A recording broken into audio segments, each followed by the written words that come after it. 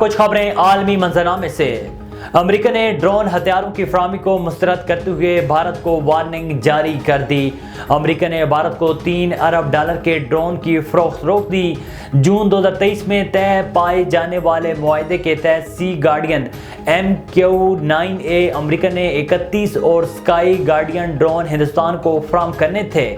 امریکہ نے بھارت سے مطالبہ کیا ہے کہ گرپتو سنگھ پنو کو قتل کرنے کی سازش کی مکمل تحقیقات کروائی جائیں۔ امریکی حکومت کا کہنا ہے کہ جب تک مودی سرکار گرپتو سنگھ پنو کے خلاف سازش کی مکمل تحقیقات نہیں کروائی جائے گی تب تک بھارت کو ڈرون نہیں بھیجے جائیں گے۔ امریکہ کے اعلیٰ فوجی کمانڈر اور سینٹکام کے سربراہ جنرل ایرک اوریلا نے خطے کی صورتحال غیر معمولی ہونے کے ماحول میں سعودی عرب کا دورہ کیا ہے، جہاں انہوں نے سعودی آرمی چیف جنرل فیاض الرویلی سے ملاقات کی ہے۔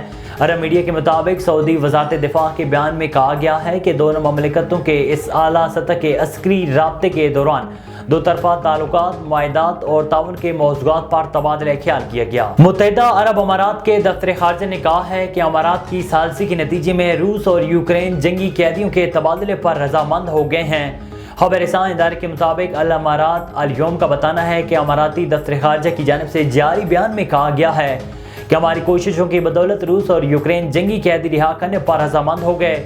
دفتر خارجہ نے قیدیوں کے تبادلے کے حوالے سے امارات کے ساتھ تعاون کرنے اور اس کی کوششوں کا مثبت انداز میں جواب دینے پر روس اور یوکرین کا شکریہ ادا کیا ہے۔